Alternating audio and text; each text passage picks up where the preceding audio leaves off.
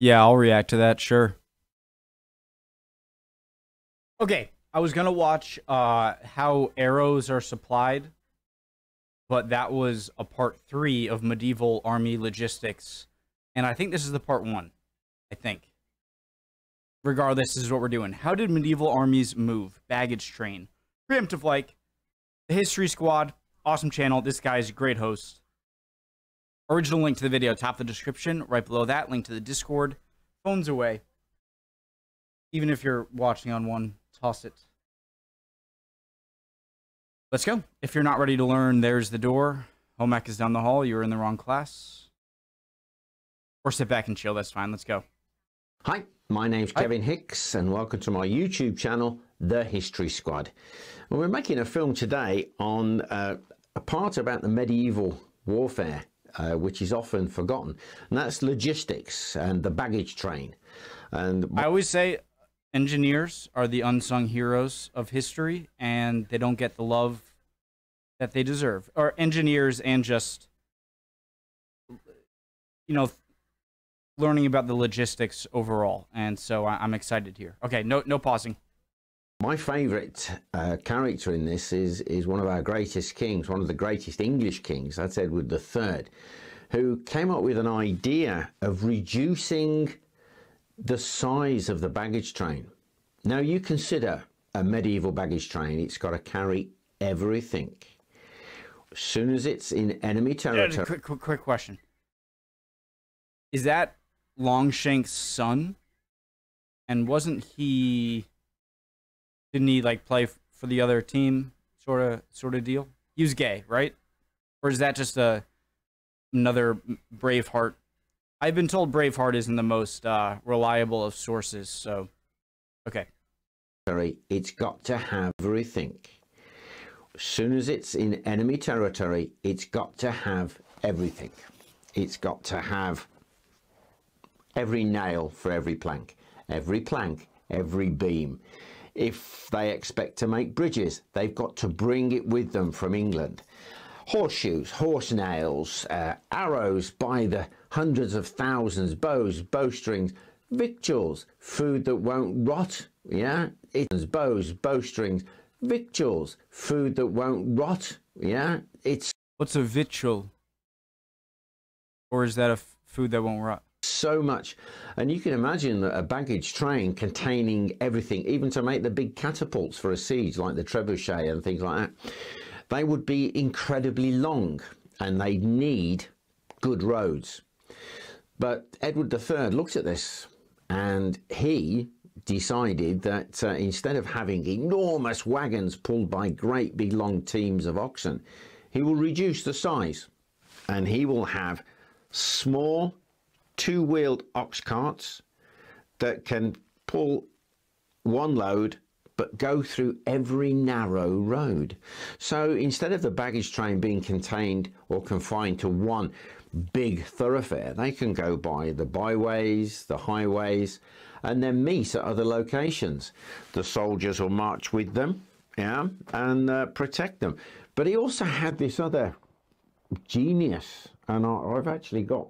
It seems like such a simple and obvious thing to do, but this is in hindsight, and so I understand that. An important piece for the baggage train here. It's a billhook, because Edward III employed soldiers to go forward ahead of the baggage train to cut away all of the vegetation on the side of the roads. They had guys with the pikes with these on the end, yeah?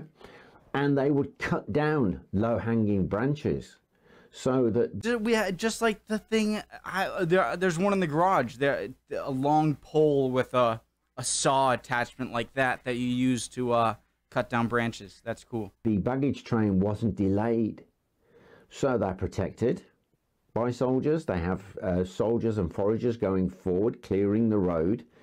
This is an absolute brilliant way of approaching moving the baggage trains.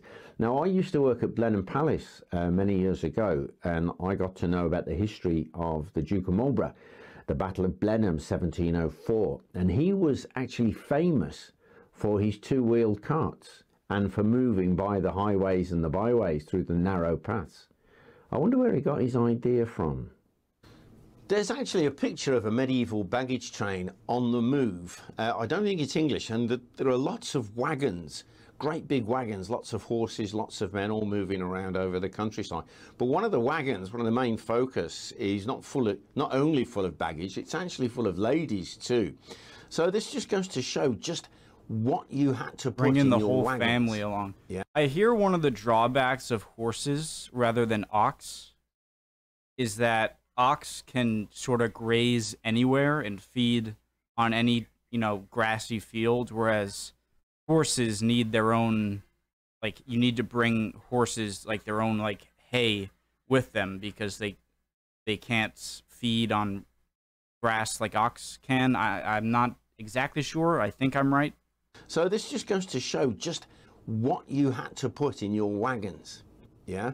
So if you've got a wagon full of ladies, you've got their clothes as well, yeah, and their tent and their, tentage, ropes. If there's a flag, there's got to be a flagpole that's got to be carried. If there's a flagpole, there's got to be ropes. So you have got so many different wagons full of kit. Spare wheels, the wheelwrights, yeah, the spare shoes and boots. The guy who can repair the boots and shoes, the cobbler as we call him. Caltrops, look at these horrible things, for spiking horses. They're terrible, terrible things that they put in front. How about this then? If you've got the king or a lord or a knight, he's going to have his own special baggage train, isn't he? He's going to have a better tent, he's going to have stuff, he's going to have a nice cot to sleep in. But how about they carry their own supply of nice, fragrant moss to wipe their backsides in their own special privy? Yeah. Is that what they use as toilet paper? Okay. So these and caltrop. So that was like a little mine for horses. Obviously the horse on a gallop would step on that and then be out of service. Maybe have to put down the horse. Wagon trains, they were enormous. These baggage trains, as they're called. But on my model here, I've got one wagon which is full of fodder. That's all it's full of. Fodder for the oxen and horses within the baggage train. Then you have wagons filled with arrows with all the different kit. Yeah. So Henry V, though, when he left the siege of Harfleur, this is 1415, on his route up to what he thought was going to be safe, Calais, but in fact he was intercepted at Agincourt, but that's for another story, eh? He stripped the baggage train down. He had wagons, but mainly he had pack horses. So you've got pack horses that can carry an extreme amount of kit. But if you look at the Cressy campaign, Edward III, and one of the shipments, there was 500,000 arrows. That's absolutely incredible. And of course, if you go back to my film, The Battle of the Herrings, yeah, the food supply, the English army was fine, provided it operated within striking distance of the coast, so it could simply be resupplied from England. I hope you enjoyed our little film. If you did, like, share and subscribe. And we now have a Patreon account, so if you'd like to support our channel even further, yeah, the link is in the description. I stopped it too early. He was just going through his Patreon, people. A couple of our new Patreon. Yeah.